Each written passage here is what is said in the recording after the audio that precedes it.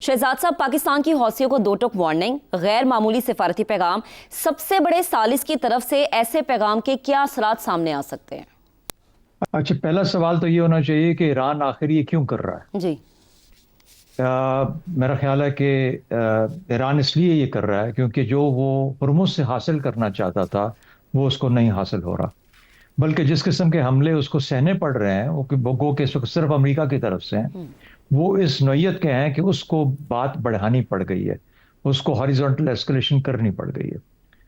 हरमुज को बंद करने के बाद जो मामला थे वो तय नहीं हो पा रहे। जिस किस्म का हल वो चाहता था उस हल की तरफ दुनिया जा नहीं रही, खलीज जा नहीं रहा उसकी तरफ। लेकिन गंभीरियत का अंदाजा लगाने के लिए जरा ये सोचिए कि हुतियों को तो ईरान मदद करता है, उनका वो प्रॉक्सी ग्रुप है, लेकिन यमन के बिल्कुल ऑपोजिट जिबूती है और जिबूती के पीछे सोमाली लैंड है। ये दोनों इस वक्त इंडिपेंडेंट कंट्रीज हैं, सॉवरेन कंट्रीज हैं। दोनों ही तल्लुकात रखते हैं इसराइल के साथ और दोनों ही जगहों पे इसराइल के अड्डे हैं, मिलिट्री के अड्डे। तो बिल्कुल 20 मील अक्रॉस यमन के आपको क्या नजर आता है, सना के क्या नजर आता है, वहां पर जिबूती और सोमाली लैंड, वहां पर ये लोग मौजूद हैं। ये भी याद रखें कि यूएई और इसराइल इकट्ठे सोमाली लैंड में को एग्जिस्ट करते हैं। सूडान को आगे भी ले चलिए, सूडान के अंदर रेड सी के वो भी साथ लगता है, लेकिन वो वहां के मामला थोड़े मुख्तलिफ है। तो होने क्या जा रहा है दोनों तरफ में, यानी पाकिस्तानी अफवाज बैठी हैं इस वक्त सऊदी अरेबिया में इस वादे के साथ और इस मकसद के लिए। पाकिस्तानी अफवाज उसमें हवाई भी हैं, उसमें बहरी भी हैं, उसके अंदर बर्री हमारी जमीनी अफवाज भी हैं। क्या मकसद है कि रेड सी के ऊपर जो सऊदी अरेबिया का जो जो जो रिक्वायरमेंट है उसको डिफेंड किया जाए, उसके इंटरेस्ट को डिफेंड किया जाए। हुतीज अगर उसको करते हैं, अटैक करते हैं सऊदी शिप्स को या सऊदी इंटरेस्ट को, तो फिर पाकिस्तान मजबूर हो जाता है उसके अंदर हिस्सा लेने के लिए। इसके लिए पाकिस्तान की तरफ से वार्निंग गई है कि या पाकिस्तानी फ्लैग कैरियर या सऊदी अरब के किसी ऊपर किसी किस्म का कोई हमला पाकिस्तान बर्दाश्त नहीं करेगा। जल्द ही हम उस जगह पे पहुंच रहे हैं जहां पर पाकिस्तान को हुतियों के ऊपर डायरेक्ट अटैक करने की जरूरत पेश आएगी। क्या उस सूरत में इसराइली भी साथ मिलकर, अमेरिका तो लड़ रहा है ईरान के साथ, इसराइली जो बिल्कुल 20 मील दूर हैं, क्या वो भी शामिल हो जाएंगे?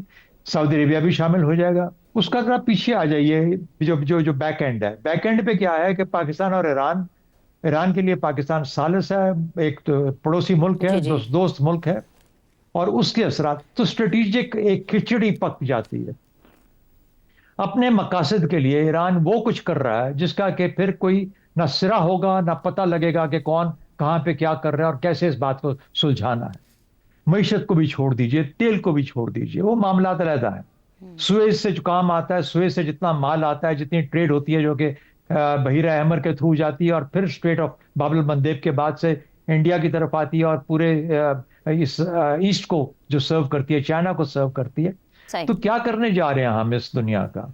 या तो यहां पर दुनिया में कोई इस निजाम का मालिक है, चलाने वाला है, और नहीं है तो ये एक जंगल बन चुका है और जंगल में फिर जंगल का कानून ही चला करता है। तो मैं ये समझता हूं कि इस वक्त इस सख्त खतरे की घंटी है इस खत्ते के लिए। ऐसी जंग अगर खुदा न खास्ता छिड़ गई, इसको रोकने वाला कोई नहीं होगा। इसराइल वहां पे बैठा आराम से, चलिए जिबूती में तो है, लेकिन वहां पर वो सिर्फ हिजबुल्लाह, हमास उनको मारे जा रहा है, बिल्कुल जंग का इस वक्त हिस्सा नहीं है। और जो वो काम करना चाहता है ये तमाम ममालिक मिलकर आपस में कर रहे हैं। मशरिक वस्ता तकसीम होकर रह गया। बिल्कुल ऐसा। वो जो काम हम करना चाहते थे कि हम ग्रेटर इसराइल का मंसूबा रोकेंगे, एक ऐसा इस्लामी इत्तेहाद या एक इस्लामी इकट्ठ बना के जिसमें कि पाकिस्तान, तुर्की, ईरान, सऊदी अरेबिया, इजिप्ट ये मिलके नजर आएंगे कि ये बिल्कुल मिलके चलते हैं और इसराइल अपने ट्रैक्स में रुक जाएगा।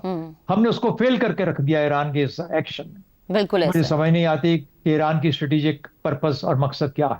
अगर सिर्फ यही है कि हम अपने अवाम को इस दिखाएं कि हम बहुत बहादुर हैं, हम बड़े काबिल हैं, हम बड़े रेजिलियंट हैं, हमने अमेरिका को टाकरा लिया हुआ है उसी तरीके से जिस तरीके से किम इल यंग ने शुमाली कोरिया में लिया हुआ है, और अगर यही बुनियाद है जिसके बुनियाद पे कौमें बना करती हैं, तो फिर बेस्ट ऑफ लक, जो बाकी किस्मत में आएगा सबको वो सह लेंगे।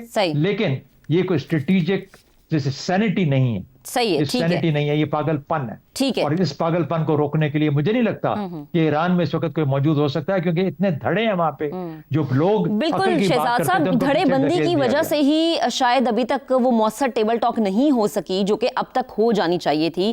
رضا صاحب آپ کی طرف آتے ہیں. سعودی آئل ٹینکرز پر حملے صرف بحری جنگی کارروائی ہم اسے کہہ سکتے ہیں یا پھر خطے میں جو طاقت کا توازن ہے اس کو بدلنے کی ایک کوشش ہے؟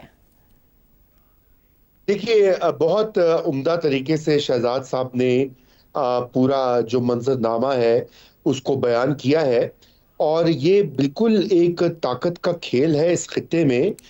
دیکھیے، یہ جو ایران اور امریکہ کی جنگ کا جو پہلا راؤنڈ تھا اس میں ایران ایک بڑی فاتح طاقت بن کے ابھرا ہے. یعنی کہ اس کو امریکہ جیسی سپر پاور جو ہے وہاں اس کو ہرا نہیں سکی، اس کی ریاست کو کولیپس نہیں کر سکی. اور یہ اس کے بعد سے ایران کو بھی تھوڑا سا یہ زوم ہو گیا ہے کہ اب میں مغربی ایشیا کی ایک بڑی پاور بن چکا ہوں یا بن رہا ہوں.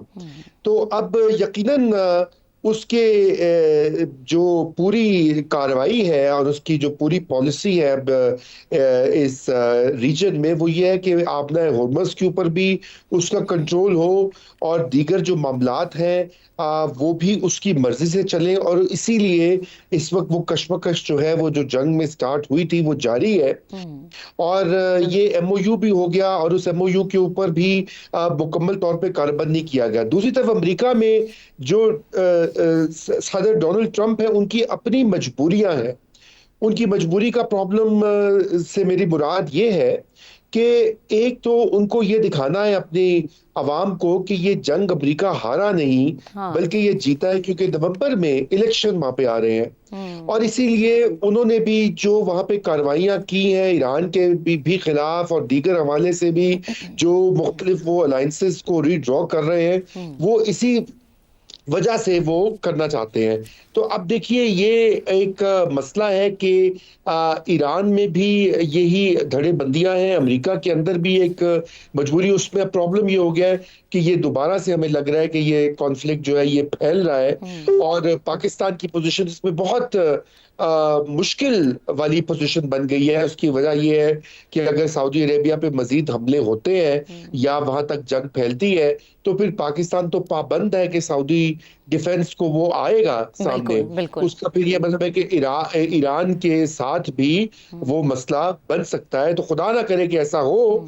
اسی لیے الٹیمیٹلی ڈپلومسی جو ہے اور جو پہلے بیک چینل ڈپلومسی ثالثی جو چل رہی تھی اسی کو آگے بڑھاوا دینا پڑے گا، وہی سب سے بہتر راستہ ہے. جی بالکل رضا صاحب، آپ درست کہہ رہے ہیں، کیونکہ بڑی بڑی جنگوں کا جو حل ہے وہ ٹیبل ٹاک کے ذریعے نکلتے ہوئے ہم نے دیکھا ہے. عامر صاحب آپ کی طرف آتے ہیں. اگر باب المندب بند ہو گئی تو کیا عالمی تجارت، تیل کی ترسیل اور معیشت شدید بحران کا شکار ہوتے ہوئے ہمیں نظر آئے گی؟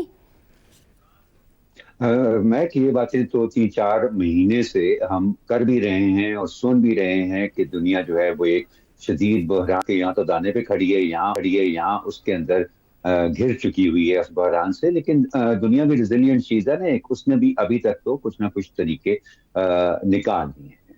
یہاں کی صورتحال کو میں سمجھتا ہوں تھوڑا سا اگر اس کا ہم جائزہ لینا چاہتے ہیں تو ایبسلیوٹلی ہم نے ایران کے کانٹیکس میں تو بات کی ہے، امریکہ کے کانٹیکس میں ہم نے بات کی ہے، سعودی کانٹیکس میں بات کی ہے. میرا خیال ہے تھوڑا سا فوکس ہمارا یہ حوثی ریبلز کے اوپر بھی ہونا چاہیے، ان کی مقامی سیاست کے اوپر بھی ہونا چاہیے. دیکھیے یہ ویسٹرن اور مڈل ایسٹرن اینالسٹ کے لیے یہ کہنا بڑا آسان ہے.